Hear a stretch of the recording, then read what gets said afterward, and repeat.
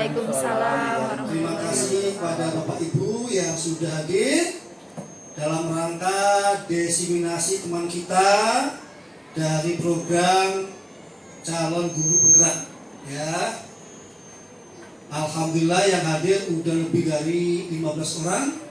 Mudah-mudahan apa yang akan didestinasikan menjadi bermanfaat. Silakan ikuti, dicermati dan diamalkan. Demikian, assalamualaikum warahmatullahi wabarakatuh. Waalaikumsalam. Ya, silakan Bu Esi lanjut.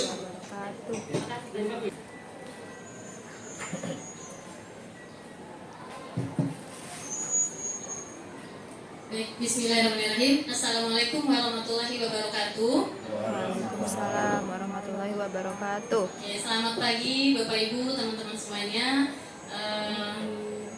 Alhamdulillah, puji syukur kita panjatkan kehadirat Allah Subhanahu wa taala. Pada pagi hari ini kita masih diberikan kesempatan, kita masih diberikan nikmat iman, nikmat sehat sehingga kita bisa berkumpul di ruangan ini untuk menghadiri kegiatan saya, yaitu diseminasi modul budaya positif dari program guru penggerak yang sedang saya ikuti.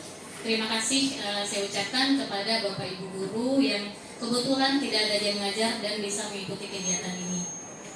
Kemudian sholawat serta salam kita panjatkan kehadirat Allah Subhanahu wa taala.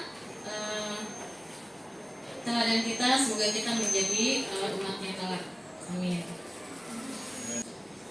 Baik Bapak Ibu, izinkan dalam kegiatan diseminasi ini saya sharing atau berbagi tentang apa yang sudah saya dapatkan, apa yang sudah saya pelajari di program guru penggerak.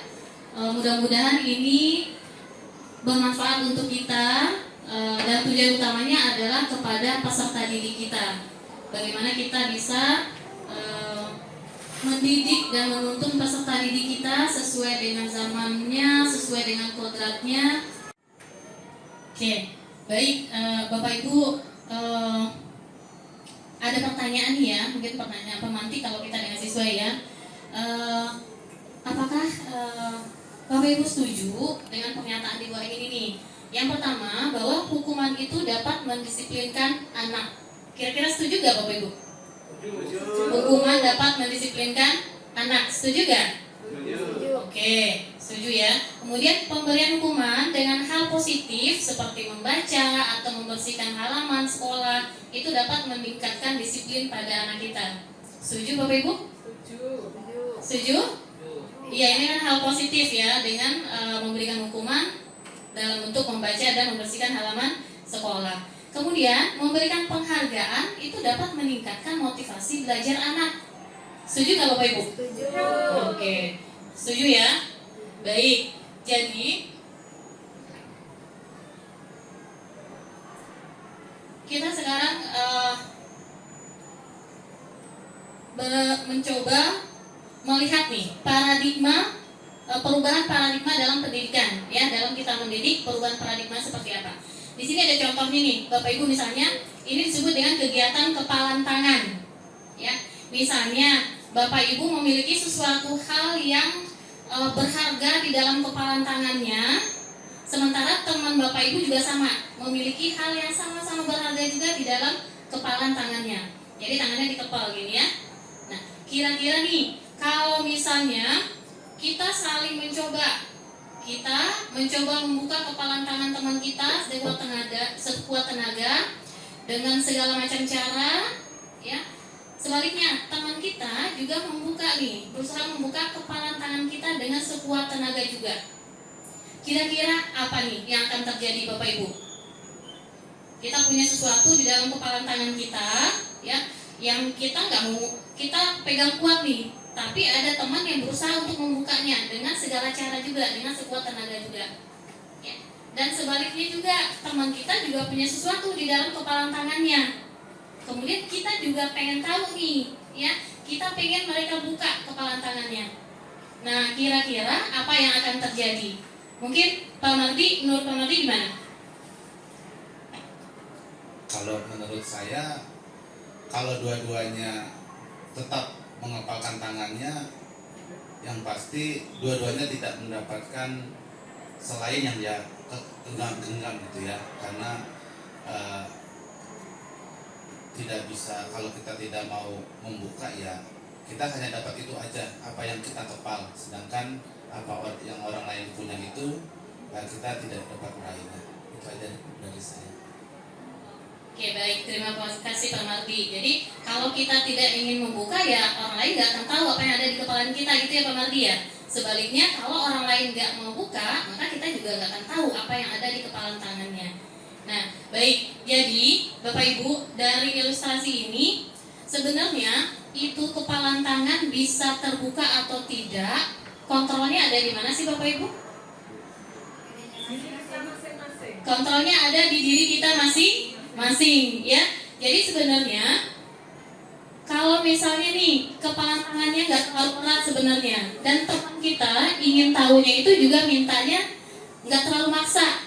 Tapi kalau dari kita memang ingin sharing, ingin berbagi, pasti kita akan buka ya, walaupun tanpa dipaksa. Sebaliknya, kalau hal yang di tangan kita ini menurut kita nggak mau dibagi, mau dipaksa kayak gimana pun, kita nggak mau buka ya. Jadi kontrol itu ada di dalam diri kita masing-masing. Nah, sekarang ini tadi ya, apakah akan dibuka atau tidak? William Glasser dalam teori kontrol ini mengatakan bahwa teori kontrol itu adalah teori yang mempelajari teknik dan strategi untuk mengatur tingkah laku manusia agar sesuai dengan norma dan aturan yang berlaku. Jadi ada teknik, ada strategi, ya, bukan pemaksaan. Nah ini ada miskonsepsi dengan ilustrasi kontrol, ya, ilustrasi teori kontrol. Yang pertama ilustrasinya adalah guru itu mengontrol murid. Ya. Nah ini disebut miskonsepsi. Kita lihat nanti teorinya bagaimana.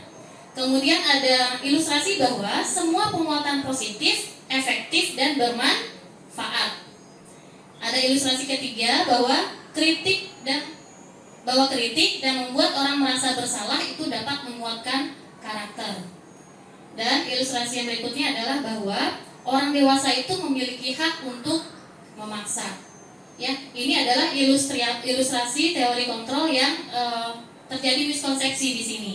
Ya, karena menurut tadi William Glasser bahwa teori kontrol itu adalah teori yang mempelajari teknik dan strategi untuk mengatur tingkah laku manusia agar sesuai dengan norma dan aturan yang berlaku. Nah, perubahan paradigma dari stimulus respon disebutnya Bapak Ibu ya, kemudian menjadi teori kontrol. Ya, dari stimulus respon menjadi teori kontrol. Sekarang bisa nggak sih kita kontrol seseorang? Gitu ya. Dalam stimulus respon kita mencoba mengubah agar orang itu berpandangan sama dengan kita. Jadi kalau misalnya mungkin kita di kelas ya, kita tuh maunya murid itu ngikutin maunya kita plek gitu ya. Nah ini masih dalam stimulus respon nih. Tetapi dalam teori kontrol kita berusaha memahami pandangan orang lain tentang dunia. Artinya bahwa masing-masing orang tentu akan mempunyai pandangan yang berbeda-beda ya, dunia itu kan luas. Kemudian dalam stimulus respon juga perilaku buruk itu dilihat sebagai suatu kesalahan. Jadi kalau hal buruk itu kita langsung menjudge bahwa itu adalah suatu kesalahan. Dalam teori kontrol bahwa semua perilaku itu memiliki tujuan. Stimulus respon yang ketiga bahwa orang lain bisa mengontrol saya. Tapi dalam teori kontrolnya bahwa hanya Anda yang bisa mengontrol diri Anda, hanya kita yang bisa mengontrol diri kita. Termasuk juga murid. Ya Bapak Ibu ya, mungkin kita ketemu di kelas itu ini susah banget sih gitu ya, karena memang sejatinya kita tidak bisa mengontrol murid gitu ya, hanya murid sendiri yang akan mengontrol dirinya gitu. Sama seperti tadi kepalan tangan tadi gitu ya, kalau kita tidak mau buka ya gak akan dibuka gitu, karena kontrolnya pada diri kita masing-masing. Dalam stimulus respon juga saya bisa mengontrol orang lain ya, tapi dalam teori kontrol itu bahwa kita tidak bisa mengontrol orang lain. Kembali lagi tadi bahwa masing-masing orang itu mempunyai kontrol dalam dirinya sendiri. Ketika dipaksa pun, kalau kontrol dirinya tidak mengizinkan dia mengontrol dirinya, itu nggak akan bisa. Dalam stimulus respon, pemaksaan ada pada saat bujukan gagal. Ya, biasanya kita kan bujuk dulu gitu ya. Ketika gagal, baru kemudian dipaksa, terjadi pemaksaan. Dalam teori kontrol, kolaborasi dan konsensus menciptakan pilihan-pilihan baru. Ya. Jadi ketika bujukan gagal itu tidak dengan memaksakan, tapi dengan kolaborasi, dengan konsensus, atau dengan kita buat pilihan-pilihan baru, gitu. Dimana nanti akhirnya melakukannya dengan kesadaran dirinya sendiri. Dan yang berikutnya adalah model berpikir menang kalah kalau di stimulus respon. Jadi ada menang kalah, hanya ada itu aja. Tapi kalau dalam teori kontrol itu model berpikirnya adalah menang, ya. Jadi gak ada yang kalah gitu. Karena tadi masing-masing orang itu mengontrol dirinya sendiri. Bapak Ibu, ya, itu teori kontrol. Berikutnya disiplin, ya. Disiplin ini adalah kata-kata yang sehari-hari sering kita dengar, sering kita ucapkan dengan peserta didik kita. Nah, sebenarnya disiplin itu apa sih? Ya, di sini makna disiplin itu berasal dari bahasa Latin disciplina, yang artinya belajar. Jadi disiplin itu artinya adalah belajar. Kemudian makna asal dari kata ini berkonotasi dengan disiplin diri dari murid-murid Sokrates dan Plato, ya, pada zaman dulunya. Disiplin diri membuat orang menggali potensinya menuju sebuah tujuan, apa yang dihargai. Itu ketika seseorang memiliki disiplin dalam dirinya sendiri. Namun sekarang ini di budaya kita, makna kata disiplin ini telah berubah, agak berubah, ya, menjadi sesuatu yang dilakukan seseorang pada orang lain untuk mendapatkan suatu kepatuhan. Jadi disiplin itu harus dilakukan supaya patuh, gitu. Kecenderungan umumnya menghubungkan kata disiplin dengan ketidaknyamanan, bukan dengan apa yang dihargai atau pencapaian suatu tujuan yang mulia. Jadi mungkin sering kita menyampaikan bahwa yang tidak disiplin berarti tidak patuh, gitu ya. Anak yang nggak disiplin berarti nggak patuh, gitu. Sebenarnya atau sejatinya disiplin itu adalah belajar. Jadi seseorang disiplin itu karena memang dia menggali potensi dalam dirinya, karena dia menyadari bahwa tujuannya disiplin itu apa, gitu. Bukan karena ingin terlihat patuh, bukan karena ingin hanya sekedar mengikuti suatu aturan, tapi dia memahami bahwa dia disiplin itu tujuannya untuk apa. Nah, ini mungkin makna disiplin yang sesungguhnya. Dan tujuan disiplin itu sendiri, dalam hal ini disiplin positif, ya Bapak Ibu, ya, itu menanamkan motivasi pada murid-murid kita, yaitu untuk menjadi orang yang mereka inginkan dan menghargai dirinya sendiri dengan nilai-nilai yang mereka percaya. Nah, ketika murid kita memiliki motivasi tersebut, maka mereka sudah memiliki motivasi intrinsik, motivasi yang berasal dari dalam dirinya sendiri. Jadi motivasi itu ada dua, ada motivasi eksternal, ya, ada motivasi internal atau intrinsik. Motivasi eksternal itu motivasi yang berasal dari luar dirinya. Contohnya supaya mendapatkan hadiah, dia disiplin karena mendapatkan hadiah, gitu ya, atau karena ingin dihargai. Itu kan motivasi eksternal. Tetapi ketika murid sudah memiliki motivasi internal atau motivasi intrinsik, maka murid-murid itu memang disiplin itu datang dari dirinya sendiri, dari keyakinan dirinya sendiri, karena menyadari tujuan ketika dia melakukan disiplin. Dan ini dampaknya jangka panjang, ya. Dampaknya jangka panjang karena dia akan terbiasa dan akan termotivasi, tidak akan terpengaruh apakah dia akan mendapatkan hadiah dengan disiplin, ya, atau tidak takut karena akan dihukum, gitu. Nah, mungkin Bapak Ibu ini PR bagi kita, ya, bagaimana kita nih, anak-anak kita, peserta didik kita itu ketika mereka disiplin, memang disiplin itu berasal dari dirinya sendiri, bukan karena takut dihukum atau bukan karena ingin mendapatkan hadiah. Ya, mungkin ini tidak mudah, tapi kita bisa coba sama-sama ini. Oke, mulai dengan perlahan, mulai dari hal-hal yang kecil, kita bisa terapkan ini. Nah, disiplin positif tadi, Bapak Ibu, ya, bagi peserta didik kita tentunya akan membawa murid-murid kita pada nilai kebajikan, ya. Nilai-nilai kebajikan yang ada itu kan banyak, ya Bapak Ibu ya. Tapi di pendidikan kita, pemerintah sudah merumuskan nilai-nilai kebajikan yang diharapkan akan dimiliki oleh peserta didik, ya, yang terangkum dalam 6 dimensi profil pelajar Pancasila, ya. Nah, 6 dimensi profil pelajar Pancasila ini adalah nilai-nilai kebajikan yang diharapkan dimiliki oleh peserta didik kita. Ya, yang pertama, ya seperti diketahui, beriman dan bertakwa kepada Tuhan Yang Maha Esa dan berakhlak mulia. Ya, ini kan tujuan yang kita harapkan kepada peserta didik kita, dan ini juga terangkum dalam visi sekolah kita, ya Bapak Ibu ya. Bahwa visi sekolah kita adalah sama, tujuannya itu peserta didik kita memiliki profil pelajar Pancasila.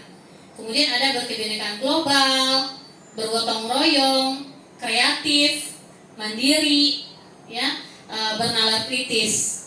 Nah, ini adalah harapannya dari tadi ketika murid-murid kita mulai terbiasa dengan disiplin positifnya dari dirinya sendiri.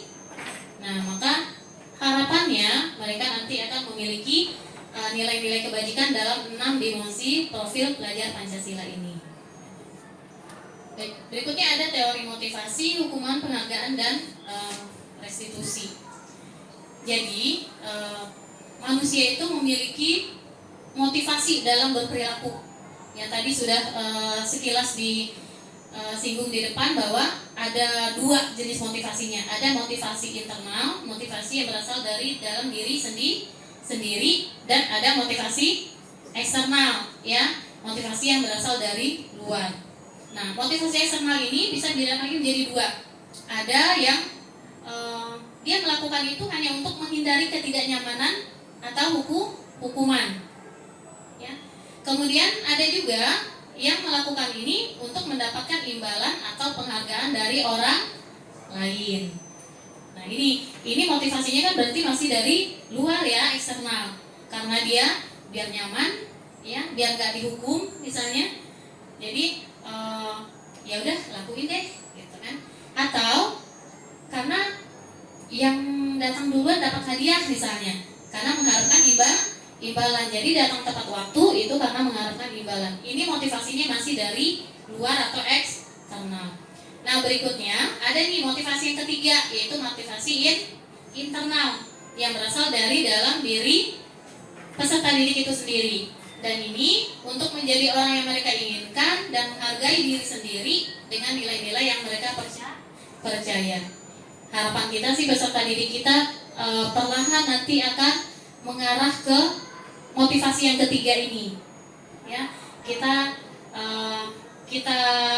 juga berusaha untuk bagaimana peserta didik itu disiplinnya itu memang dari dirinya sendiri, bukan untuk siapa-siapa, tapi untuk mereka sendiri, dan bukan hanya untuk sekarang, tapi untuk kedepannya atau untuk jangka panjang.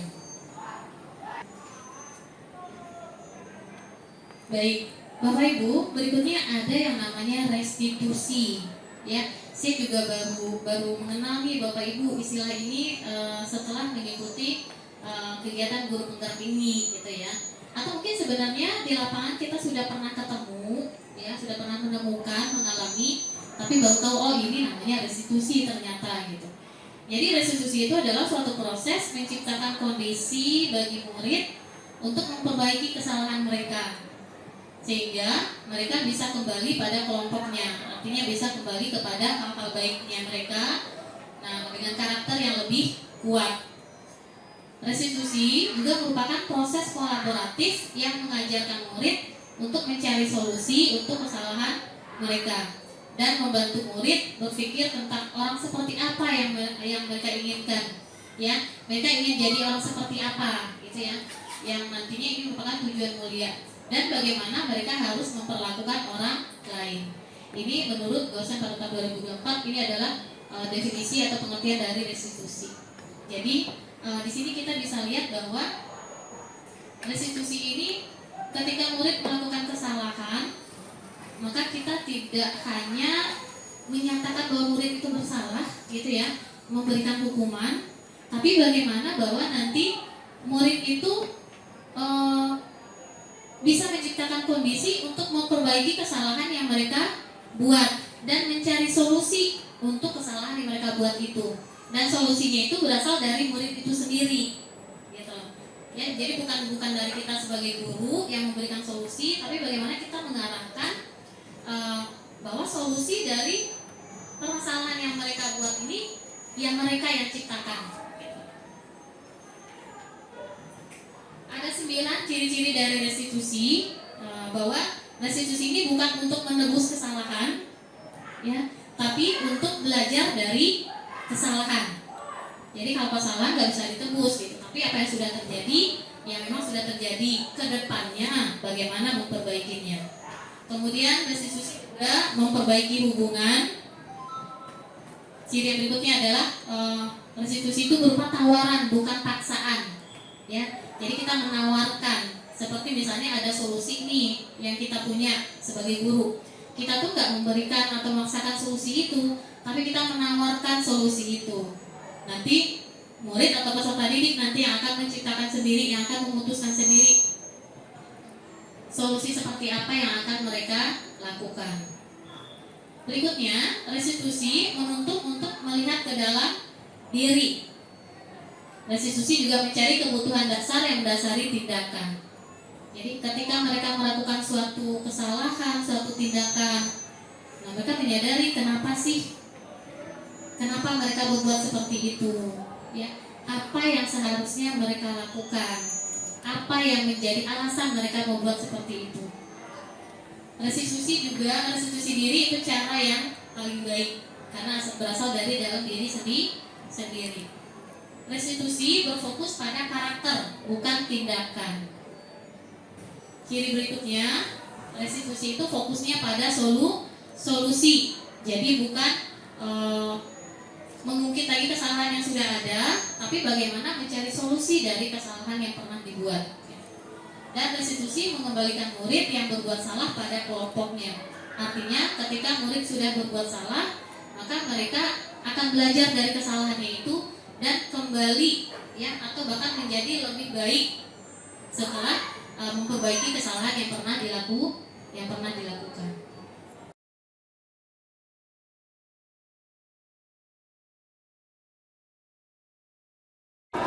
Assalamualaikum Kesya. Waalaikumsalam Ibu. Kesya gimana kabarnya, nak? Sehat?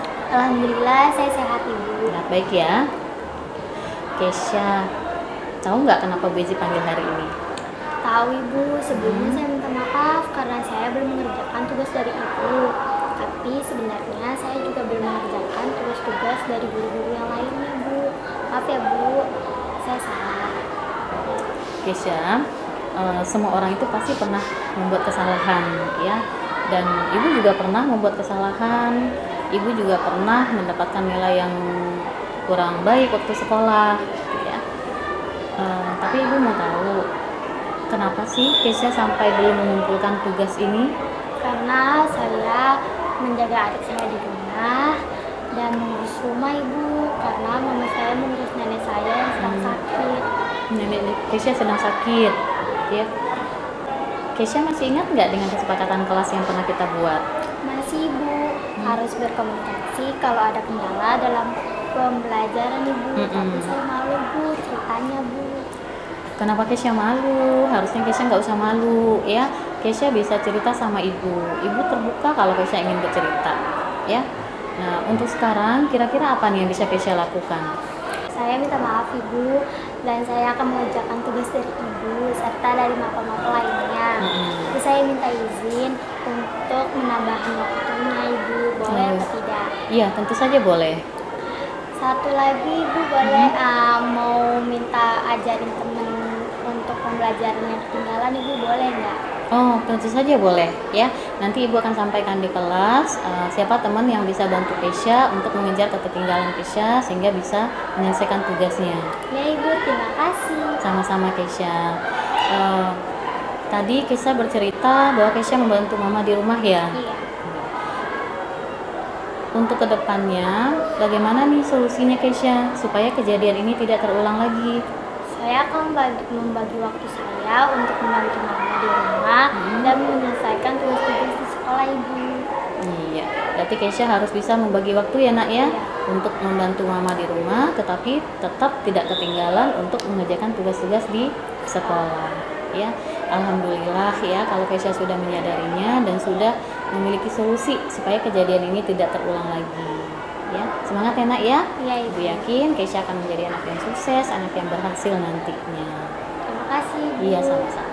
Sekarang Kesha boleh kembali ke kelas ya. Iya. Makasih Kesha. Iya.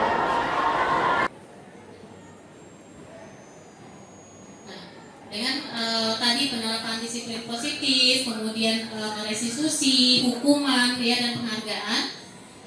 Di sini kita bisa lihat beberapa pernyataan ya. Jadi di sini ada identitas gagal dan identitas sukses ya. Ini bagi peserta didik kita. Ketika identitas gagal itu kita hanya berfokus pada hukuman aja. Dan identitas sukses itu ketika mulai pembiasaan disiplin dari diri murid ada dengan melibatkan konsekuensi dan restitusi. Kita lihat yang pertama di hukuman, sesuatu yang menyakitkan harus terjadi. Jadi kan kalau hukuman gitu ya, dihukum. Dalam identitas sukses itu konsekuensinya adalah sesuatu harus terjadi sebagai konsekuensi dari apa yang mereka perbuat. Restitusi merupakan pilihan. Ada pilihan yang bisa mereka lakukan. Nah, dalam hukuman tidak nyaman untuk murid atau anak untuk jangka waktu yang panjang. Ya. Kita mungkin sepakat ya Bapak Ibu, ketika anak itu menerima hukuman, bisa jadi hukuman itu tidak hanya mereka rasakan saat itu juga, ya Bu ya. Jadi tapi mereka akan ingat sepanjang hidupnya mereka, gitu ya. Mungkin mereka ketika udah lulus, sudah besar gitu. Oh dulu waktu SMP pernah dihukum sama bapak ini, ibu ini gitu. Tentu akan teringat, jadi jangka panjang. Di identitas sukses dalam konsekuensi tidak nyaman untuk murid atau anak hanya dalam jangka waktu yang pendek, ya. Nah kemudian menguatkan di restitusi, menguatkan untuk murid atau anak dalam jangka waktu yang panjang. Jadi ada perbedaan nih. Kemudian korban mendapatkan keadilan dalam identitas gagal yang hukuman. Nanti yang menjadi korban itu mendapatkan keadilan karena pelakunya dikasih hukuman. Mungkin seperti itu ya Bapak Ibu ya. Di konsekuensi, korban itu bisa diabaikan. Di restitusi, korban mendapatkan ganti. Jadi ini perbandingan antara hukuman, konsekuensi, dan restitusi. Kemudian dalam hukuman juga murid atau anak akan tersakiti. Dalam konsekuensi, murid atau anak dibuat tidak nyaman, ya. Jadi tersakiti dan tidak nyaman. Di restitusi, murid atau anak mendapatkan penguatan. Nah, mungkin dari beberapa pernyataan ini kita bisa lihat bahwa hukuman itu menyakitkan, ya. Ujung-ujungnya adalah menyakitkan bagi anak atau peserta didik kita. Sedangkan konsekuensi, nah ini tengah-tengah nih. Dan restitusi ini adalah yang diharapkan bahwa kesalahan memang sudah terjadi, tapi kedepannya bagaimana gitu ya. Apa yang sudah terjadi itu diperbaiki melalui restitusi ini. Ini beberapa pernyataan lainnya. Ini mungkin Bapak Ibu kalau dalam hal negatifnya ya, kalau hukuman awas kalau dilakukan lagi ya nanti awas kamu. Misalkan gitu ya. Dalam konsekuensi lakukan apa yang saya katakan. Biasanya dengan apa? Dengan perasa seperti itu merupakan konsekuensi. Tetapi di restitusi kita menanyakannya dengan pertanyaan, apakah hal ini yang sesungguhnya kamu ingin lakukan? Ya. Jadi ketika peserta didik membuat suatu kesalahan, dalam tahap hukuman itu kita akan bilang awas kalau dilakukan lagi, kan? lakukan sesuai dengan yang Bapak atau Ibu katakan. Tapi di restitusi kita memberikan pertanyaan yang nanti murid itu sendiri yang akan menjawab atau mencari solusinya. Apa betul, apa benar ini yang sebenarnya ingin kamu lakukan, gitu ya? Atau bisa juga dengan itu, apa menurut kamu yang kamu lakukan ini sudah tepat? Jadi kita nggak langsung bilang bahwa yang dilakukan itu adalah suatu kesalahan, tapi kita tanyakan kembali, ya. Sejatinya murid pasti akan berpikir dan pasti akan bilang itu, iya Bu, salah. Gitu. Jadi ini restitusi dalam penyelesaian masalah dengan peserta didik. Nah, dari tadi kita melakukan perbaikan kesalahan murid dengan restitusi. Guru itu sebenarnya ada 5 posisi kontrolnya, Bapak Ibu. Ya, ada guru itu yang posisi sebagai penghukum, ya, langsung, iya karena kamu salah, gitu, langsung nunjuk salah, dia sebagai penghukum. Ada guru yang posisi kontrolnya itu sebagai teman. Misalnya kita bilang kepada siswa, ayolah kamu kerjain ya tugasnya, gitu. Jadi kita dengan bahasa juga seolah-olah teman, gitu ya. Posisi kontrol kita sebagai teman. Kadang kita juga berposisi sebagai pembuat merasa bersalah. Mungkin kita pernah bilang ini, gara-gara kamu nih, ibu jadinya, ya, ini gara-gara kamu ini, ibu jadinya nggak bisa itu deh. Gitu. Jadi seolah-olah kita tuh membuat murid itu menjadi merasa bersalah. Ini posisi yang pernah mungkin kita lakukan. Betul nggak? Bu Siti pernah nggak, Bu Siti? Posisi mana? Nggak pernah? Woi, keren. Ya. Nggak mau ya Bu ya? Alhamdulillah, keren Bu. Nah, ada posisinya sebagai pemantau. Dan yang terakhir adalah sebagai manajer. Ini 5 posisi kontrol guru yang mungkin biasa kita lakukan ketika kita menangani masalah dengan peserta didik kita, ya Bapak Ibu ya. Nah, dari kelima posisi kontrol ini kira-kira nih kalau Bu Jelita lebih sering yang mana, Bu Jelita? Di posisi mana? Harus satu ya Bu ya? Ideal, menurut Jelita idealnya itu kita di posisi yang mana? Bisa lebih dari satu sebenarnya. Iya. Saya harus pantau dulu apa latar belakangnya masalah itu. Terus, ya. Sebagai pemantau. Oh, pemantau ya. Pemantau ya. Oke. Lalu apa latar belakangnya ya tergantung ya. Kalau memang kesalahannya besar bisa jadi hukuman. Bisa jadi penghukum ya, gitu ya. Bisa jadi juga menjadi teman. Oh, atau sebagai teman. Tergantung latar belakangnya. Tergantung latar belakangnya. Oke, baik. Terima kasih Bu Jelita. Kasih tepuk tangan buat Bu Jelita dulu. Terima kasih Bu Jelita. Kalau Pak Sahat gimana Pak Sahat? Dari 5 posisi kontrol ini, menurut Pak Sahat idealnya kita sebagai guru itu di posisi yang mana Pak? Jadi kalau berdasarkan saya, ya kalau saya selama ini lakukan di kelas atau di situasi sekolah, Ya. Jadi sekali lagi, jadi berdasarkan yang saya lakukan selama ini, saya melakukan berdasarkan situasi, kondisi dan siswa. Seandainya siswanya bisa diajak bicara dengan baik, mungkin saya sebagai teman, untuk sebagai posisi saya sebagai kontrol guru ya. Tapi seandainya siswanya agak-agak susah, mungkin saya akan sebagai memantau siswa yang bersangkutan. Setelah saya pantau, baru saya berikan seperti nasihat bagaimana caranya bersikap sebagai siswa. Terima kasih Bu Edi. Baik, terima kasih. Boleh kasih tepuk tangan buat Pak Sahat.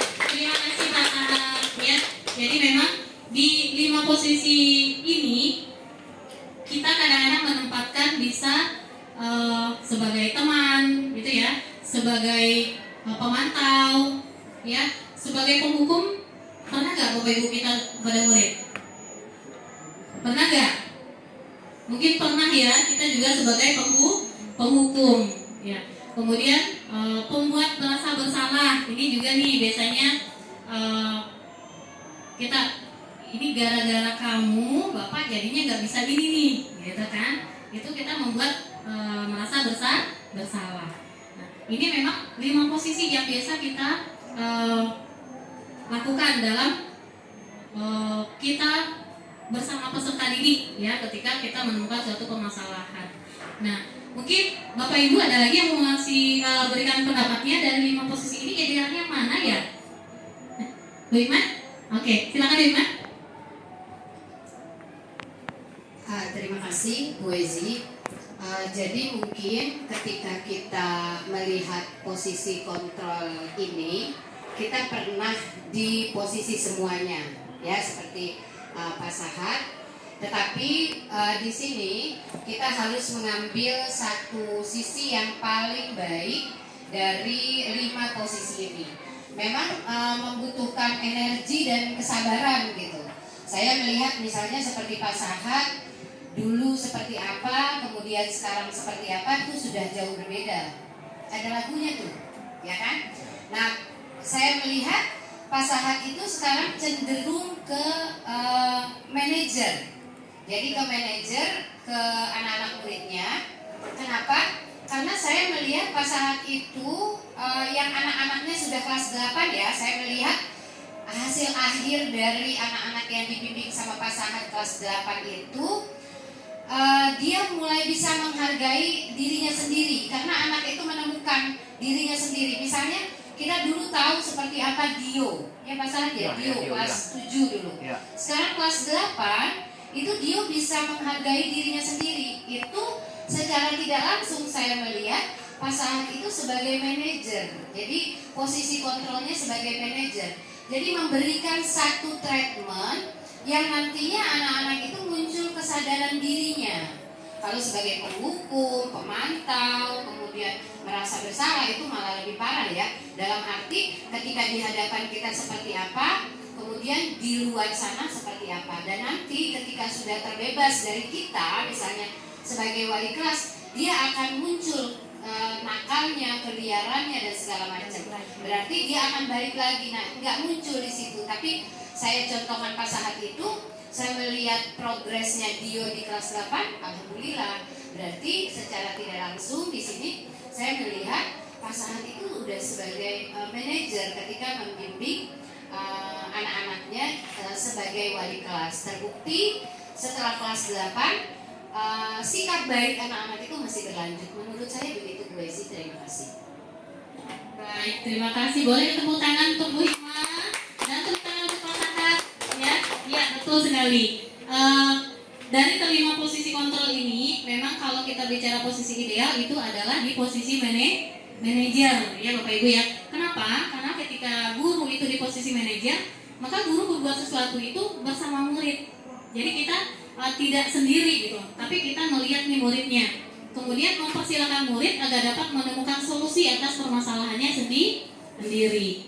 Kemudian posisi manajer juga mengacu pada restitusi yang dapat menjadikan murid sebagai manajer bagi dirinya sendiri, sehingga tercipta identitas positif atau berhasil pada diri murid. Bisa kita lihat dari contoh yang tadi disebutkan Bu Hikmah pada Dio, ya, bagaimana Dio dengan didikan Pak Sahat selaku manajer, maka Dio ketika sudah tidak lagi menjadi siswa perwalian Pak Sahat pun, dia masih tetap dengan identitas positifnya dia, karena memang sudah terbentuk ketika di kelas 7 bersama Pak Sahat dengan didikannya sebagai manajer. Ini seperti itu ya. Jadi betul sekali Bapak Ibu, dan memang tadi seperti Bu Ima sampaikan perlu ekstra dari kita ya. Jadi kita memang perlu masih terus belajar, kemudian ekstra kesabaran ya untuk menghadapi anak-anak kita. Dan tapi saya juga yakin bahwa apa yang perlakuan kita pada mereka saat ini itu akan membentuk diri mereka ke depannya, seperti itu ya Bapak Ibu ya. Nah, jadi tadi ya, bagaimana kita memposisikan diri kita ketika bersama murid atau menghadapi murid yang bermasalah, khususnya seperti itu. Nah, berikutnya masih dalam lingkup budaya positif nih Bapak Ibu ya. Tadi sudah ada disiplin positif ya, sudah ada restitusi ya dalam penyelesaian masalah. Kemudian sekarang ada keyakinan kelas Bapak Ibu. Ya. keyakinan kelas atau sekolah ya, keyakinan sekolah atau keyakinan kelas, atau biasa juga kita sebutnya dengan kesepakatan ya Bapak Ibu ya. Tapi saya mau tanya dulu nih Bapak Ibu, kan ada peraturan kelas ya, ada peraturan, ada keyakinan atau kesepakatan. Kira-kira kita sepakat nggak nih Bapak Ibu bahwa yang mana nih yang lebih tepat sebenarnya digunakan ketika kita bersama peserta didik? Apakah peraturan atau keyakinan? Oke Bu Siti? Agar kelas itu berjalan dengan baik, bagaimana dia menghadapi di dalam pembelajaran itu sangat menyenangkan. Jadi boleh diberikan awal itu dengan kesepakatan kelas agar pembelajaran itu berjalan dengan baik. Baik, terima kasih Bu Siti. Berarti sepakat lebih memilih kesepakatan atau keyakinan ya Bu ya. Iya, betul sekali Bapak Ibu. Ini juga hal yang penting kita terapkan di kelas. Bagaimana kita membangun keyakinan kelas ya. Bagaimana kita membuat kesepakatan kelas, tapi tidak memberikan peraturan gitu ya.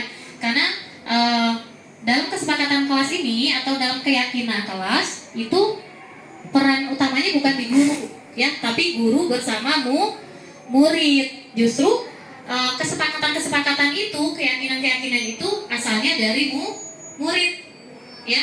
Ya, kita mungkin beberapa Bapak Ibu sudah melakukannya di kelas ya. Ini sudah merupakan hal yang baik, karena ketika keyakinan kelas itu sudah terbuat, maka diharapkan kan ke depannya pembelajaran segala sesuatunya berjalan dengan baik juga ya, karena kita sudah punya keyakinan bersama ya.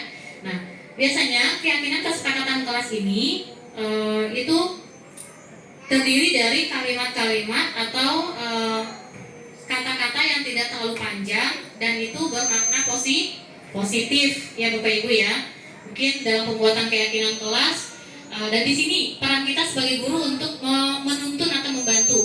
Mungkin ketika kita berikan ke anak-anak, ayo apa kesepakatan kelas kita? Mungkin ada yang jawab tidak boleh datang terlambat misalnya ya. Tidak boleh datang terlambat. Nah, di sini kita meluruskan bahwa yang namanya keyakinan atau kesepakatan yang kita buat itu, kita buatnya dalam kata-kata positif. Kalau tidak boleh datang terlambat, kira-kira kata-kata positifnya apa? Menurut Kamandi apa nih? Datang lebih awal, datang tepat waktu ya Bu Is ya. Jadi kita hilangkan penggunaan kata-kata negatif yang tidak datang terlambat atau dilarang membuang sampah di kelas. Kira-kira positifnya apa, Bu? Menjaga kebersihan kelas, gitu ya. Jadi ini terlihatnya mungkin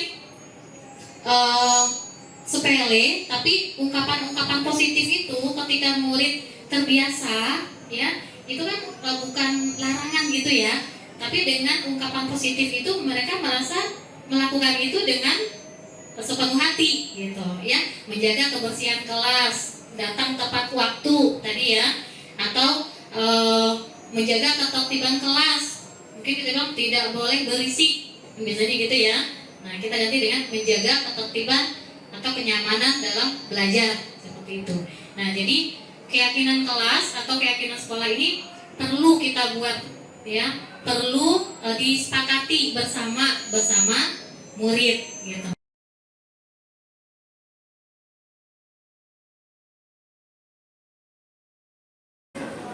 Assalamualaikum warahmatullahi wabarakatuh.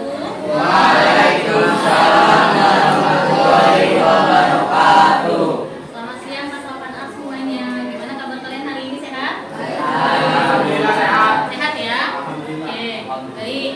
Kelas 8A, sebelum kita mulai pembelajaran hari ini dan untuk membuat supaya suasana kelas kita itu ketika pembelajaran berjalan tertib ya, kemudian juga masing-masing kalian merasa nyaman belajar dalam kelas, kita perlu buat suatu kesepakatan ya, atau keyakinan bersama yang akan kita laksanakan di dalam kelas ini selama proses pembelajaran ya. Nah, kesepakatan kelas ini atau keyakinan kita bersama ini bukan ibu yang buat ya, tapi dari kalian semua. Kalian punya masukan apa nih, atau hal-hal apa yang mau akan bagikan lembar post-it ini. Silakan masing-masing menuliskan mau ada kesepakatan apa ya, atau keyakinan apa yang mau kita sepakati untuk kita laksanakan di dalam kelas ya, atau aturan seperti apa kelas kita nanti supaya bisa berjalan dengan baik gitu. Paham ya? Paham? Oke, jadi nanti masing-masing silakan tulis nanti dari apa yang kalian sampaikan, dari ide kalian itu tentang kesepakatan ini kita akan simpulkan. Oh, jadi apa nih yang bersama-sama kita putuskan, kita sepakati untuk dilakukan di dalam kelas ya. Nah, ini silakan Ismail bisa bantu Ibu untuk bagikan ke temannya. Yang sebelah sana juga ya.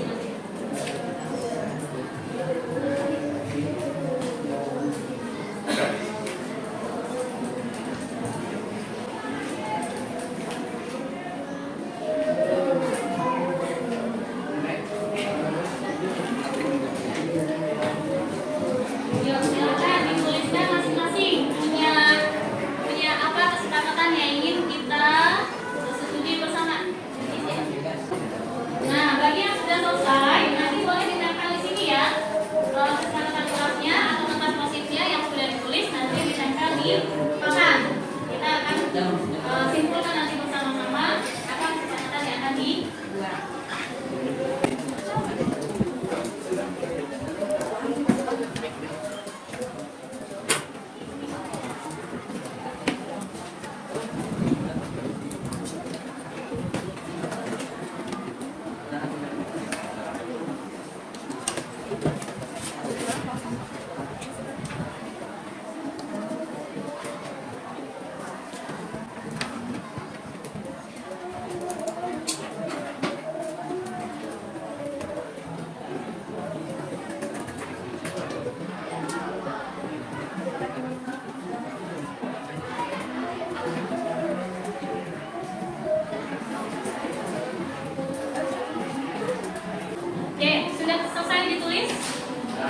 Sudah, yang sudah selesai boleh langsung ditulis di tempel di depan ya. Yuk silakan, yang sudah selesai menulis kesepakatannya boleh ditempel di depan sini. Nanti kita bersama-sama kita simpulkan bersama-sama apa aja yang perlu kita sepakati di dalam kelas. Yuk silakan. Yuk satu-satu maju ya, seperti itu. Nah, yuk sama-sama.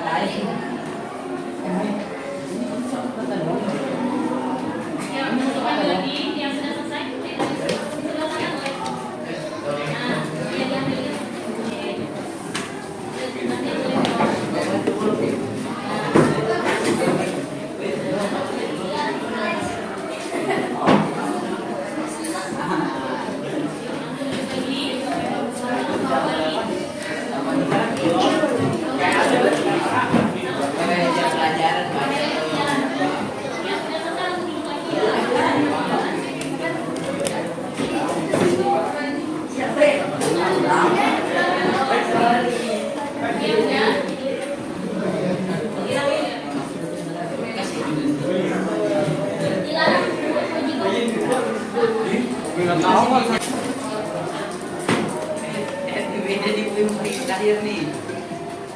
Oke, baik. Ini sudah semuanya?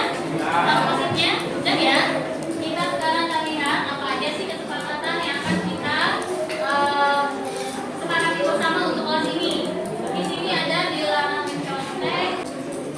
Oke, baik. Anak-anak semuanya, ini Ibu sudah kelompokkan ya kesepakatan yang tadi kalian sudah buat satu persatu menjadi satu tema ya. Di sini ada beberapa yang dilarang mencontek, kemudian di sini tidak boleh bercanda berlebihan, kemudian tidak memilih teman, tidak membuli, ya, tidak boleh bully, tidak boleh mengganggu teman yang sedang belajar. Nah, itu kan hampir sama ya. Tidak mengganggu teman, tidak membuli, tidak mengejek teman. Kira-kira dari hal yang kalian sampaikan tadi kita bisa buat menjadi satu kesimpulan kesepakatan apa yang ingin kita sepakati. Ya, kita ungkapkan dalam bahasa positif ya. Kalau kan tadi kan tidak boleh, dilarang. Nah, itu kan bahasanya negatif. Jadi kesepakatan kelas ini, keyakinan yang akan kita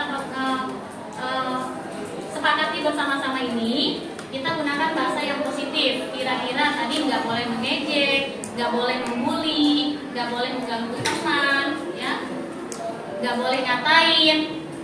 Kira-kira bahasa apa yang tepat kita pakai untuk kesepakatan yang pertama? Kalau saling menghormati, masuk gak? Ya, masuk ya. Jadi harus saling menghormati dengan tidak saling mengejek, ya, tidak saling membuli, tidak ngata-ngatain. Itu kan saling menghormati. Kita sepakat yang pertama kita di kelas ini harus saling menghormati. Sepakat ya? Oke. Ibu tuliskan di sini. Yang pertama tadi saling menghormati. Oke, saling menghormati. Kemudian di sini ada lagi tidak bolak-balik ke kamar mandi. Kemudian tidak meninggalkan piket atau mengerjakan piket. Kemudian tidak tidur saat jam pelajaran, tidak keluar terus-menerus saat jam pelajaran. Itu kalau kita jadikan satu kalimat positif, kira-kira apa ya? Kalau sering bolak-balik ke kamar mandi itu kenapa? Nggak boleh. Kenapa nggak boleh sering bolak-balik ke kamar mandi? Karena tadi katanya mengganggu ya, sering bolak-balik ke kamar mandi. Berarti bisa nggak kita pakai menjaga ketertiban di dalam kelas? Ya, masuk nggak? Masuk ya. Setuju? Kita semua harus menjaga ketertiban di dalam kelas? Setuju? Jadi artinya tidak bolak-balik ke kamar mandi, tidak keluar-keluar kelas, mungkin tidak pindah-pindah tempat duduk sehingga temannya terganggu, ya. Kita sepakat yang kedua ya. Kita harus menjaga ketertiban di dalam kelas. Oke.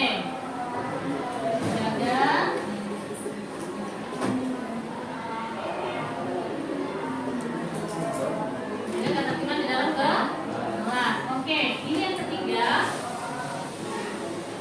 Dilarang membuang sampah di kolong, ya, tidak membuang sampah di kelas. Kemudian membuang sampah pada tempatnya. Kira-kira kalau kesepakatan yang tadi berasal dari kalian itu dalam bahasa positifnya yang mana? Nah, ya, yang tadi tidak membuang sampah di kolong, tidak membuang sampah sembarangan, tidak membuang sampah pada tempatnya. Tadi apa? Menjaga kebersihan kelas, ya. Kan otomatis kalau kita jaga kebersihan kelas, kalau ada sampah ya dibuang ke tempat sampah, ya. Jadi tadi ketiga apa Bina? Iya, menjaga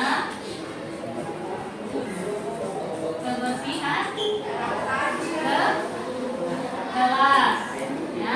Oke. Nah, berikutnya kita sudah ada 3 kesepakatan, ya.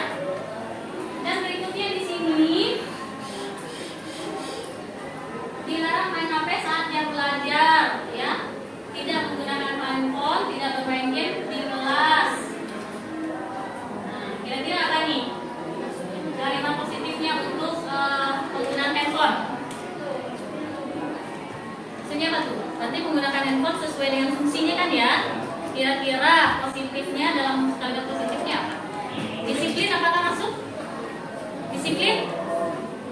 Bisa nggak? Disiplin ya? Disiplin dalam menggunakan handphone, ya. Kalau disiplin itu kan artinya sesuai dengan kebutuhan, sesuai dengan waktunya, ya. Oke, kita ada kesepakatan berikutnya di disiplin. Ya, ini khususnya dalam menggunakan handphone.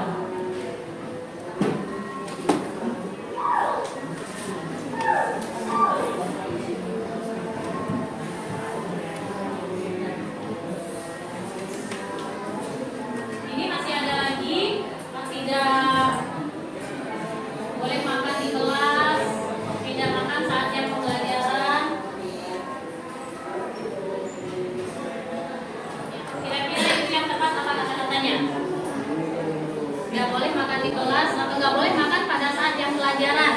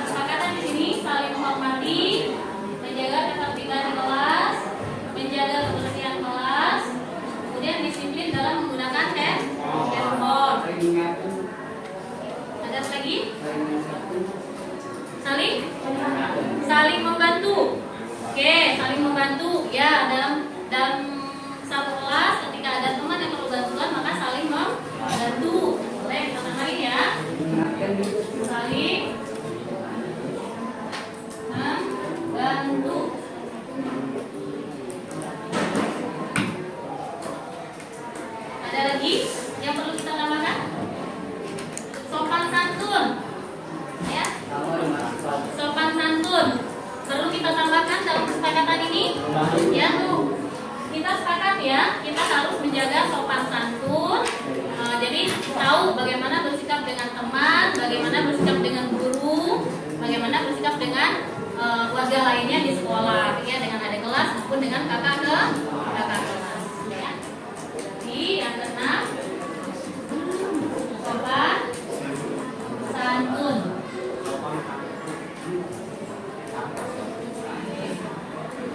Ya, sudah ada 6 kesepakatan di sini. Ada lagi yang lain yang perlu kita tambahkan? Baik, ada lagi yang perlu kita tambahkan dengan kesepakatan kelas kita? Ada, cukup ya? Oke, baik. Berarti seperti ini kesepakatan kelas yang akan kita sepakati, yang sudah dirumuskan dari masukan kalian tadi. Kita akan saling menghormati. Kita saling menjaga ketertiban di dalam kelas. Kemudian menjaga kebersihan di dalam kelas. Ya. Kemudian disiplin dalam menggunakan telepon, ya, digunakan untuk belajar saja, saling membantu dan menjaga sopan santun. Nah, mudah-mudahan semuanya bisa melaksanakan kesepakatan yang sudah kita buat ini. Kalau ada yang sudah kita sepakati, berarti ini tentunya menjalankannya dengan kesadaran sendiri ya, tidak ada pemaksaan karena kan ini kesepakatan kita dari masukan kalian juga tadi yang kita sepakat. Oke, kalau kalian sudah setuju dengan kesepakatan yang sudah dibuat ini, nah kita bikin ini ya, silakan nanti satu persatu maju untuk menuliskan namanya dan menuliskan tanda tangan bahwa ini adalah kesepakatan yang sudah kita setujui bersama, ya. Ya, baik.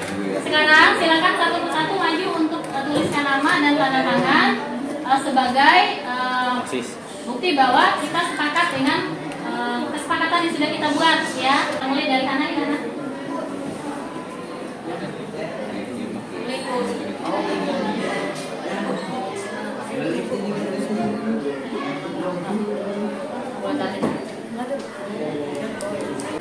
Yuk, selanjutnya Vina. Vina, Mahil, Via, nah, terus ke sebelahnya ya.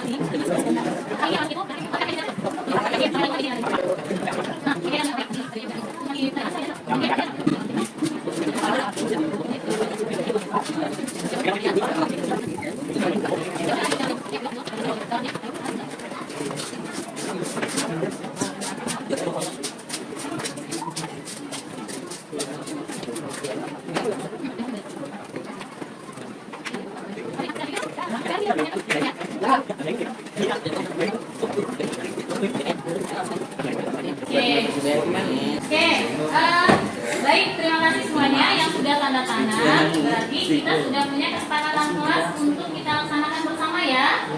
Oke, nah kalau sudah ada kesepakatan, tentunya nanti kalau ada yang melanggar maka akan ada konsekuensi yang harus dijalankan, harus diterima.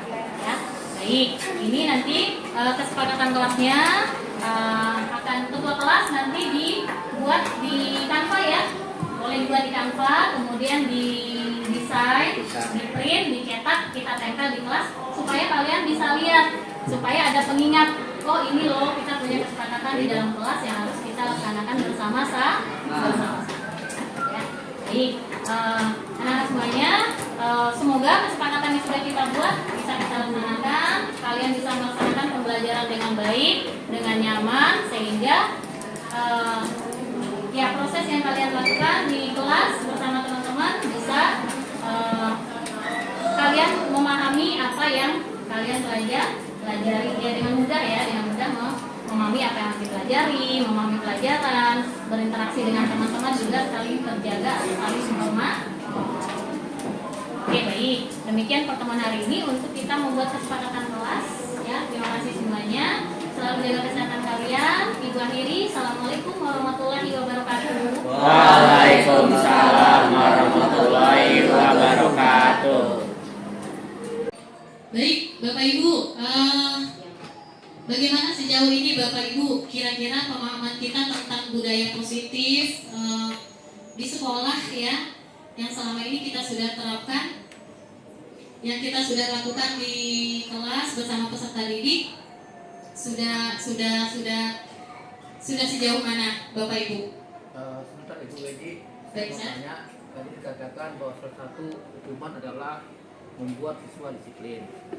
Ada kira-kira di situ contoh hukuman yang cocok bagi siswa kita berikan?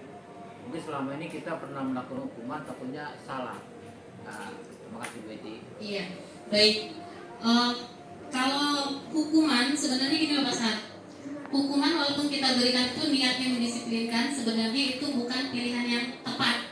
Ya, pemberian hukuman itu memang kadang kita berikan kepada peserta didik, tapi sejatinya itu adalah bukan pilihan yang tepat, gitu ya. Karena hukuman itu hanya akan membuat murid merasa tersakiti, gitu ya. Kalau ketika memberikan hukuman, mungkin bukan secara fisik atau ya bukan secara fisik, gitu ya, tapi akan merasa tersakiti. Tapi bagaimana? Ya, ini pengalaman saya, anak-anak yang tidak mengerjakan tugas itu udah melakukan pendekatan, masih nggak mengerjakan juga. Melakukan beberapa pendekatan melakukan juga. Akhirnya satu hukuman saya bikin mereka itu menulis saya akan mengerjakan tugas ini secepatnya. Itu saya bilang 100 kali. Kalau mereka nggak kerjakan, dosa 2 kali, tambah lagi 100. Jadi mereka mengerjakan pada hari itu. Oke, jadi benar ya. Baik, mungkin ada tanggapan dari Ibu Ika ya.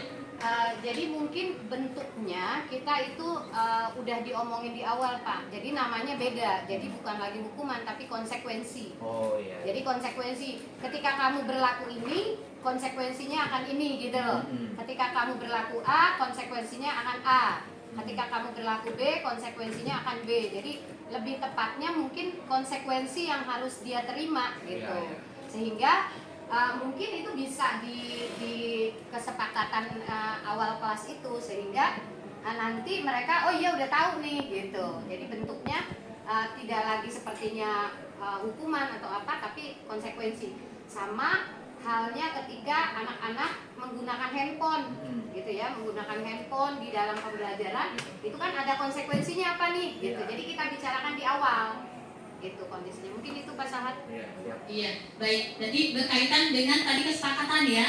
Sudah dibuat kesepakatan dulu. Dan mungkin tadi di tabel 3 tadi loh, yang identitas positif dan nah, identitas gagal ya, identitas gagal dan identitas sukses. Tadi kan ada 3 ya. Ada hukuman, konsekuensi dan restitusi gitu. Kalau tadi seperti yang disampaikan Bu Hikmah itu mungkin kita masih bukan dalam bentuk hukuman, tapi memang sudah ada kesepakatan, sudah ada keyakinan bersama sebelumnya gitu. Sehingga nanti di sini muncul konsekuensi. Karena konsekuensi ini merupakan suatu proses gitu, bukan langsung merupakan identitas gagal dari seorang peserta didik, tapi sudah berproses gitu. Walaupun idealnya adalah kita memberikan atau melakukan restitusi gitu. Cuma dalam prosesnya bisa seperti itu. Ya, seperti itu ya Mas Sahat ya. Ya, ini sama mungkin juga saya pribadi juga masih tahap belajar, masih tahap terus mengeksplorasi dan masih tahap mempraktekkan bersama anak-anak gitu. Bagaimana kita tidak menjadi posisi kontrol itu sebagai penghukum, sebagai guru gitu ya, tidak sebagai penghukum. Karena harapan itu murid menyadari kesalahannya, kemudian kemudian dengan kesalahannya dia menyadari konsekuensi yang harus dilakukan, ya, dan dengan kesalahan itu menyadari juga solusi kedepannya apa yang bisa mereka lakukan, seperti itu. Nah, hal ini berkaitan dengan 5 kebutuhan dasar manusia nih, termasuk murid ya. Yang pertama itu kan bertahan hidup. Kadang-kadang murid itu ya dalam arti kata bertahan hidup, dia melakukan sesuatu itu pasti akan melakukan pembelaan gitu ya dengan alasannya. Kemudian kasih sayang dan dapat diterima, ya. Ada penguasaan, ya, kebebasan dan kesenangan, atau dalam sini ada belonging, ya, kasih sayang, power itu ke bertahan hidup, penguasaan, kemudian freedom, kebebasan, dan fun itu kesenangan. Ini adalah 5 kebutuhan dasar manusia yang kemudian berkaitan erat tadi dengan budaya-budaya positif yang perlu kita tingkatkan, perlu kita terapkan, khususnya adalah di lingkungan sekolah kita ini gitu. Antara kita dengan peserta didik, antara kita bersama rekan-rekan guru yang mengajar, ya, atau dengan tenaga kependidikan. Jadi diharapkan nanti tadi terjadi perubahan paradigma, ya, yang tadinya ketika murid melakukan kesalahan itu kita langsung menjadikan bahwa langsung menunjuk bahwa kamu salah gitu ya. Tapi bagaimana kita ketika murid melakukan kesalahan, kita stabilkan identitasnya dulu, kita tanya dulu ya alasannya apa sih, kenapa melakukan hal itu gitu ya. Kemudian apapun kesalahannya kita juga menstabilkan ya bahwa manusia itu memang tempatnya salah ya, semua orang pasti bisa melakukan kesalahan, tapi bagaimana kita bisa belajar dari kesalahan tersebut ya. Dan baru kemudian kita meminta murid untuk mencari solusinya. Jadi bukan kita yang memberikan, tapi murid menggali solusinya dari permasalahan yang mereka buat. Mungkin bisa dengan ya kedepannya apa nih ya yang akan kamu lakukan supaya hal ini tidak terulang lagi.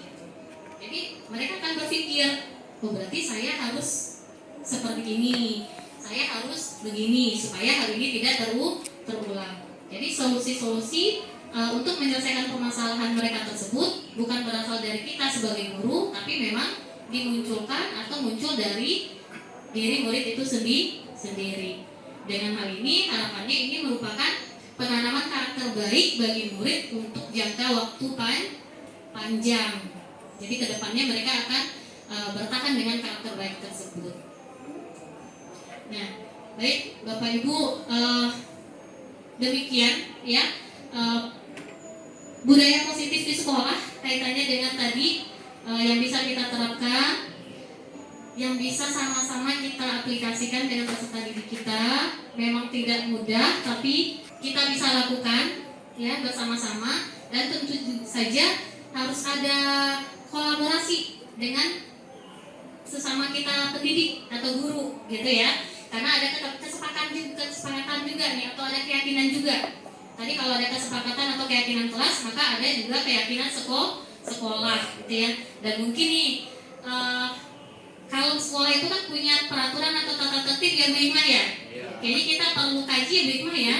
Kita jangan lagi buat itu adalah peraturan atau tata tertib, tapi adalah keyakinan sekolah atau kesepakatan sekolah gitu. Jadi ketika menjalankannya pun antara kita guru, peserta didik dan orang tua ya, orang tua juga kita ikut sertakan, maka kita bisa membuat kesepakatan bersama nih supaya murid-murid bisa belajar dengan nyaman, bisa sekolah dengan nyaman ya, kita pun bisa mengajar dengan nyaman gitu. Sehingga tujuan pendidikan, tujuan pembelajaran itu tercapai ya. Kondisi sekolah kita menjadi sekolah dengan menerapkan budaya yang positif.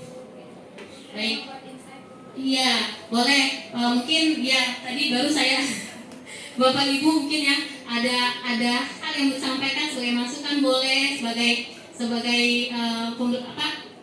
ya insight buat kita bersama ya Bu ya, khususnya buat saya pribadi tentunya. Dari Bu Is, silakan Bu Is. Bu Esi, tidak berbanyak kata. Jadi kalau setelah mengikuti uraian dari Bu Esi pagi menjelang siang ini, saya membuat insight, tapi nanti kalau ini tolong dikoreksi ya Bu ya, kalau Siap. ada kurang.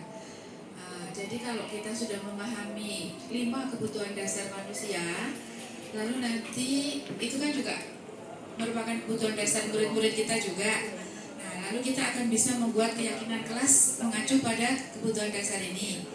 Dengan keyakinan kelas yang kita bangun bersama dengan siswa mengacu dengan kebutuhan dasar ini, yang 5 ini mengakomodasi itu, lalu kita akan bisa menjalankan posisi kontrol. 5 posisi kontrol itu sesuai dengan prioritas mungkin ya Bu ya. Suatu saat kita mungkin memang harus melakukan posisi kontrol sebagai membuat rasa bersalah dulu, tapi nanti bisa perkembangannya bisa meningkat ke pemantau, bisa meningkat kepada manajer gitu. Nah seperti itu sehingga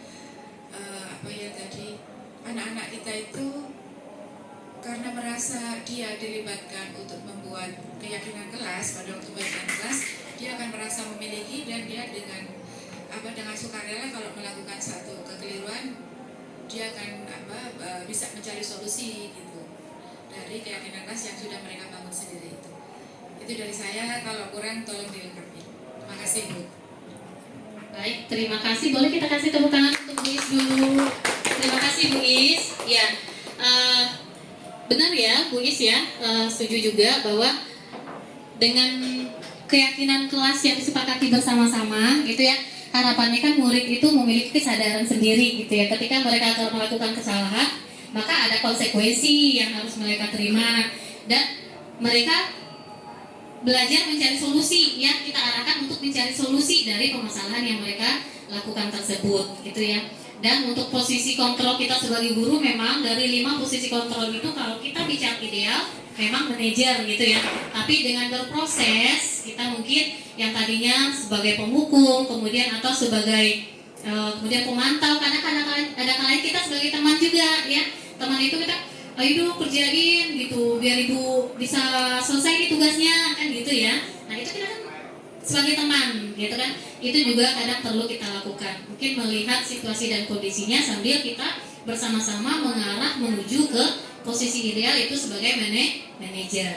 Karena kan kalau ketika kita sudah di posisi manajer, maka harapannya murid itu memang terbentuknya itu tidak hanya untuk saat ini. Murid itu menyadari kesalahannya tidak hanya untuk sekarang aja, tapi mereka akan memegang identitas positifnya sampai ke depannya. Seperti itu Ibu ya. Baik, terima kasih Bu Isnani atas tambahannya. Mungkin ada lagi Pak Budi menambahkan, Pak Budi, sebelum kita closing ya, sebelum sholat Jumat. Ya Bu, 1 menit. Assalamualaikum warahmatullahi wabarakatuh. Bu, berdampak positif untuk lingkungan kita ya, lingkungan pendidikan. Nah, saya ada dua isu. Yang pertama, artinya ketika sekolah itu harus punya komitmen, ya kesepakatan. Jadi bukan hanya kelas tapi sekolah. Tapi kadang kita lupa juga setiap kelas punya komitmennya tersendiri. Nah, maka akan muncullah di dalam benak anak-anak kita ini, kok guru yang mana A boleh, yang ini B boleh. Itu kan jadi perbedaan yang menurut saya menjadi dampak yang negatif. Nah, gimana tuh sudut pandangnya yang tepat ya? Apakah harus kita sepakatin dulu kesepakatan sekolah, maka akan turunannya menjadi kesepakatan di kelas bersama. Semakin beragam kesepakatan, menurut saya, maka akan semakin beragam penilaian siswa terhadap guru tertentu. Gitu, karena ada pembeda itu. Nah, sudut pandang dari Bu Weji gimana gitu? Ya semuanya sih benar aja, cuman sudut pandang dari guru penggerak kita ini gimana? Terima kasih. Baik, terima kasih Pak Budi untuk tadi pertanyaan atau pernyataan yang tadi ya. Baik, jadi memang Pak Budi, sekolah itu kan dan kelas itu memiliki keyakinan atau kesepakatan ya Pak Budi ya. Mungkin ketika ketemu di lapangan bahwa antara kesepakatan di kelas antara guru A dan guru B itu berbeda. Kalau menurut saya, ketika guru membuat kesepakatan di kelas tentunya tidak keluar dari kesepakatan atau keyakinan sekolah. Jadi payungnya itu adalah keyakinan sekolah atau kesepakatan sekolah. Nah, kesepakatan guru sendiri dengan murid itu kan mungkin bisa berbeda-beda, bisa bervariasi. Rasanya itu tidak akan menjadi hal yang negatif kalau kita bisa komunikasikan dengan cara yang tepat, gitu ya. Kita bisa komunikasikan kepada peserta didik bahwa keyakinan atau kesepakatan kita, kalian dengan ibu di mata pelajaran ini loh A, B, C, D misalnya gitu ya. Mungkin nanti murid, Bu, di pelajaran ini dengan Pak ini kita boleh gitu. Oke, gak apa-apa, itu sah-sah saja gitu. Jadi kita pun mungkin kepada murid, jangan kemudian ketika ada perbedaan antara satu guru dengan guru lain, kita membuat itu, oh ini beda, Bapak beda dengan ibu itu gitu. Enggak, gitu ya. Tapi sah-sah saja, atau oh nggak apa-apa gitu kan ya, memang kan nanti berbeda-beda gitu antara bapak dan ibu, kita punya kesepakatan yang berbeda. Yang pasti kesepakatan kelas antara kita dengan murid itu tidak berada di luar kesepakatan sekolah. Payung itu adalah keyakinan sekolah atau kesepakatan sekolah. Saya rasa justru itu nanti akan proses murid untuk terbiasa menerima perbedaan, ya, bahwa di lingkungan, di hidupnya kita ini, kita nggak semuanya sama. Seperti tadi bahwa menerima perbedaan, menerima murid yang berpandangan dunia itu luas. Mungkin seperti itu Mbak Budi, ya, tidak menjadi suatu masalah atau hal negatif, tapi kita arahkan menjadi suatu hal yang positif dan murid bisa menghargai perbedaan dan murid bisa bertahan di segala situasi, menyesuaikan dengan situasi dan kondisi.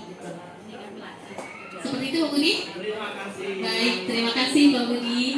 Baik, Bapak Ibu, mungkin demikian Bapak Ibu pemaparan sedikit saya tentang pemahaman budaya positif di sekolah yang terkait dengan disiplin positif, kemudian bagaimana kita menerapkan institusi ketika menyelesaikan masalah dengan murid, bagaimana kita memahami keyakinan atau kesepakatan kelas dan keyakinan dan atau kesepakatan sekolah supaya kegiatan pembelajaran, kegiatan aktivitas di sekolah bisa berjalan dengan baik, ya.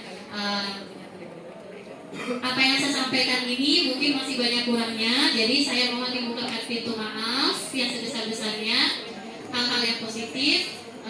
Sekali lagi bukan berarti saya mungkin lebih tahu dan lebih pandai, hanya mencoba untuk sharing atau berbagi dari pemahaman yang saya peroleh ketika mengikuti pendidikan guru penggerak. Mudah-mudahan berdampak positif, bermanfaat buat kita semuanya, ya. Jadi kurang lebihnya saya mohon maaf Bapak Ibu. Terima kasih Bapak Ibu yang sudah hadir dalam kegiatan diseminasi ini. Semoga bermanfaat. Saya akhiri, wabillahi taufiq wal hidayah. Assalamualaikum warahmatullahi wabarakatuh.